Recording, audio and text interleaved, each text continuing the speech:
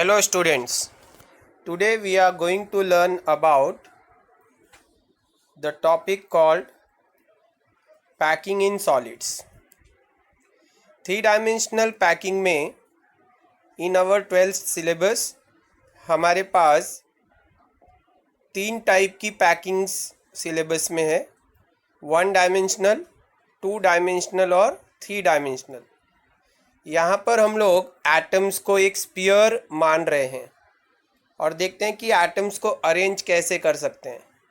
तो स्टूडेंट्स, ये जो सबसे पहला फिगर आपको दिखाई दे रहा है यहाँ पे, ये हमारा 1 डायमेंशनल सॉलिड है। तो अगर आप ध्यान से देखो यहाँ पर, तो हर एक जो स्फीयर है वो एक दूसरे के साथ टच है और ये 1 डायमेंशनल अरेंजमेंट है। मान लो ये कोई एक एटम है, तो यहाँ पर हर एक स्फीयर जो है वो अपने नेबर में कितने स्फीयर के साथ इन कांटेक्ट है? 2 स्फीयर्स के साथ। तो चलो देखते हैं। In a solid the constituent particles are closely packed, leaving the minimum vacant space. We have to consider the constituent particles as a sphere. तो पहले बात करते हैं हम लोग 1 डायमेंशन की, जो कि यहाँ पे डायग्राम में है। एक ही तरीका है 1 डायमेंशनल पैकिंग को अरेंज करने का, that is by touching the sphere to each other. Now every sphere is in contact with 2 neighbouring spheres.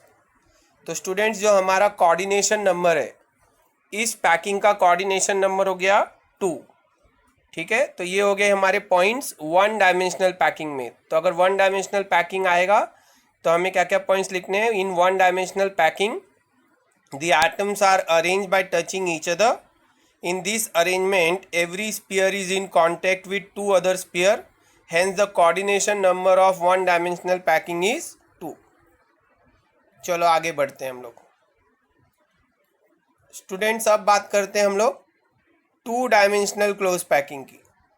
अच्छा, क्योंकि 2 डायमेंशनल पैकिंग है तो 2 डायमेंशनल पैकिंग को हमने 2 पार्ट में डिवाइड किया है। यहाँ पर 2 डायमेंशनल पैकिंग कैसे जनरेट होगी? यहाँ पर हमें रोज और कॉलम्स में इनको अरेंज करना पड़ेगा। तो ये लेंथ और ब्रेथ की तरह 2 डायमेंशन में अरेंज होंगे। अब इसको हम 2 तरह से अरेंज कर सकते हैं। तो इसका मतलब 2 डायमेंशनल पैकिंग के 2 टाइप्स है। कौन कौन से? पहला, square close packing. Second, hexagonal close packing, जिसको हम लोग 2 डायमेंशनल HCP स्ट्रक्चर भी बोलते हैं। चलिए पहले हम लोग 2 डायमेंशनल स्क्वायर क्लोज पैकिंग देखते हैं। तो 2 डायमेंशनल स्क्वायर क्लोज पैकिंग, जिसको हम लोग AA टाइप अरेंजमेंट भी बुलाते हैं। तो देखते हैं क्या होता है। तो देखो स्टूडेंट्स, यहाँ पर ध्यान से देखो। तो अब हमने लेंथ और ब्रेथ दोनों में स्फीयर्स को अरेंज किया है। तो ये हमारा एक स्क्वायर क्लोज पैकिंग है। यहाँ पर अगर आप लोग ध्यान से इस डायग्राम को देखो, तो स्फीयर्स को इस तरह से अरेंज किया है कि वो एक लाइन में है। They are aligned horizontally as well as vertically. तो ये हॉरिजॉन्टल में देखो स्फीयर्स एक लाइन में है और ये वर्टिकल में भी स्फीयर्स एक लाइन में है। तो इसका मतलब spheres are aligned horizontally as well as vertically. Now contact number अगर देखो, तो हर एक स्फीयर अपने नेबर में टोटल कितने स्फीयर के साथ इन कॉन्टैक्ट है? 4 स्फीयर्स के साथ। इसीलिए इसको हम लोग स्क्वायर क्लोज पैकिंग बोलते हैं। अगर हम इन सब स्फीयर का सेंटर ज्वाइन करें तो हम लोगों को एक स्क्वायर मिल रहा है। That is why this packing is called students square close packing. अच्छा, अब यहाँ पर लेयर्स पे ध्यान दो। तो अगर पहला लेयर A टाइप है तो हमारा जो सेकेंड लेयर है वो भी A टाइप है।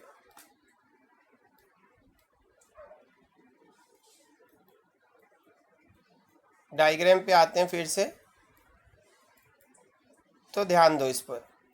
देखो, अगर पहला लेयर हमारा A टाइप है तो सेकेंड, थर्ड, फोर्थ लेयर भी A टाइप है। इसका मतलब अरेंजमेंट आइडेंटिकल है। जैसे हमारा फर्स्ट लेयर है वैसे ही सेकेंड, थर्ड, फोर्थ लेयर्स भी है। इस टाइप की पैकिंग को हम लोग बोलते हैं AA टाइप अरेंजमेंट। तो ये हो गया इंफॉर्मेशन स्क्वायर क्लोज पैकिंग का। तो स्क्वायर क्लोज पैकिंग में the second row must be placed in contact with the first one such that the sphere of the second row is exactly above the first row। समझे आप? मतलब इस तरह से spheres को अरेंज करना है कि जो सेकेंड रो है वो एग्जैक्टली फर्स्ट रो के अबव होनी चाहिए. The spheres of the two rows are aligned horizontally as well as vertically. तो ये जो दो रो के स्पीयर्स है हॉरिजॉन्टली वर्टिकली अरेंज होने चाहिए. If we call the first row as A type, second row is also called as A type. ठीक है. Similarly all the rows are called A type, so this arrangement is called as A type. Coordination number, every sphere is in contact with the four spheres, so the coordination number is 4. Now if we join the center of all the touching spheres, we are going to get a square. Hence this packing students are called square close packing. चलिए, अब जैसा कि 2 dimensional packing में हमारे दो type है, square close packing और दूसरी क्या थी, हेक्सागोनल क्लोज पैकिंग.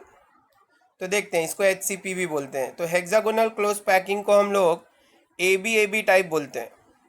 अब इस पैकिंग पे ध्यान दो. पिछली जो पैकिंग थी उसमें स्पीयर्स एक लाइन में थे, एक स्पीयर के ऊपर एग्जैक्टली दूसरा स्पीयर था.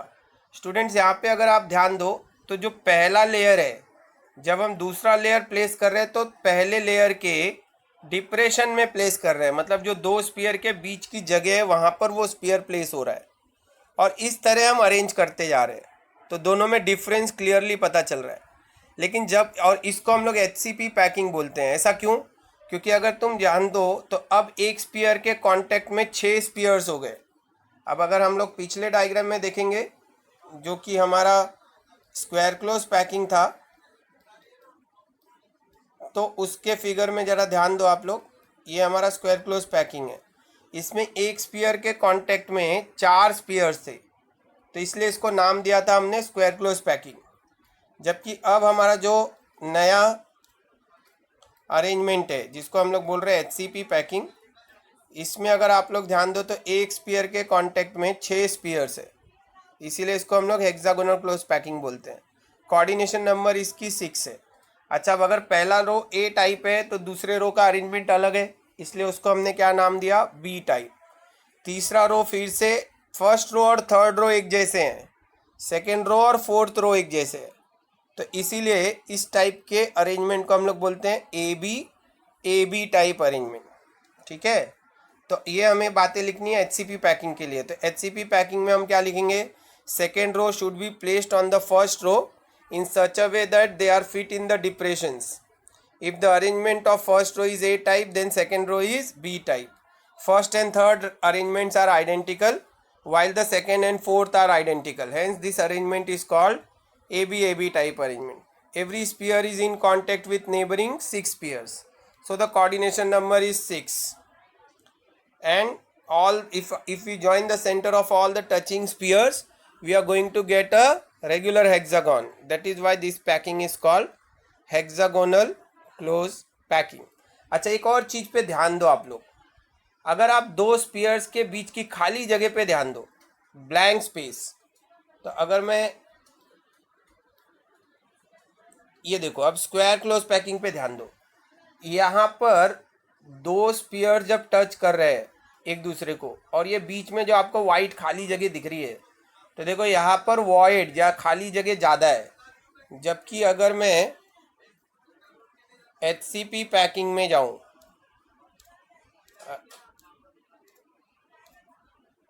ये देखो, अब आप हेक्सागोनल क्लोज पैकिंग में देखिए तो वो गैप पहले से कम हो गया है, वॉइड कम है. इसका मतलब हेक्सागोनल क्लोज पैकिंग कहीं ज़्यादा एफिशिएंट पैकिंग है as compare to square close packing. ये चीज़ें ध्यान में रखना. HCP पैकिंग का कोऑर्डिनेशन नंबर कितना होगा स्टूडेंट, 6, जबकि स्क्वायर क्लोज पैकिंग का सिर्फ 4 है. तो जैसे जैसे कोऑर्डिनेशन नंबर बढ़ता है पैकिंग की एफिशिएंसी भी बढ़ जाती है. तो ये ज़्यादा हमारा एफिशिएंट स्ट्रक्चर है. चलिए, अब आते हैं 3 डायमेंशनल पैकिंग की तरफ. अब अच्छा, 3 डायमेंशनल पैकिंग में जाने पर सबसे पहले हमें सेलेक्ट करना पड़ेगा कि हमें बेस क्या लेना है, स्क्वायर क्लोज पैकिंग लेना है या HCP लेना है. अगर हम स्क्वायर क्लोज पैकिंग को 3 डायमेंशन में करेंगे तो हमें AA टाइप पैकिंग मिलेगी. तो ये मैं बता रहा हूँ आपको 3 डायमेंशनल क्लोज पैकिंग, जिसका बेस होता है स्क्वायर क्लोज पैकिंग. तो स्क्वायर क्लोज पैकिंग को ही अभी लेंथ और ब्रेथ के बाद हम हाइट में लेके जा रहे हैं। तो अब ये 3 डायमेंशनल पैकिंग आपको यहाँ पर दिख रही है, जिसको हमने लिखा है ए टाइप। फर्क क्या होगा, स्क्वायर क्लोज पैकिंग में कोऑर्डिनेशन नंबर 4 होगा, यहाँ पर एक स्पीयर अबव और एक स्पीयर बिलो भी आ गया। इसका मतलब कोऑर्डिनेशन नंबर 4 से बढ़ के स्टूडेंट्स कितनी हो गई, 6। तो ये ए टाइप हो गया, क्योंकि इसमें हर एक रो हॉरिजॉन्टली और वर्टिकली देख रहे हो आप लोग अलाइंड है, तो इसीलिए हर एक रो या जो स्पीयर का अरेंजमेंट है उसकी टाइप सिमिलर ही है। तो ए टाइप 2 डायमेंशनल ए टाइप को जब हम रिपीट करेंगे तब हमें 3 डायमेंशनल ए टाइप मिलेगा। तो ए टाइप के 2 स्ट्रक्चर्स है, एक 2 डायमेंशनल है जिसको हम स्क्वायर क्लोज पैकिंग बोलते हैं, और अब जो हम बात कर रहे हैं वो 3 डायमेंशनल है। तो याद रखना 2 डायमेंशनल में सिर्फ रो और कॉलम ही होगी, 3 डायमेंशनल में रो और कॉलम के साथ हाइट भी होगी। मतलब अब हम स्पीयर एक के ऊपर एक भी रखना शुरू करेंगे, ओके। लेकिन क्योंकि वो अलाइंड है हॉरिजॉन्टली और वर्टिकली, इसीलिए इसमें सारे रोज सेम ही है। Second layer is placed on the first so that the spheres are aligned exactly above each other. तो ऐसे रो में सारे स्पीयर्स अलाइन होते हैं, हॉरिजॉन्टली भी और वर्टिकली भी। अगर पहला अरेंजमेंट ए टाइप है तो दूसरा अरेंजमेंट जो होगा वो भी ए टाइप होगा, इसलिए इसको हम लोग क्या बोलेंगे, ए टाइप अरेंजमेंट।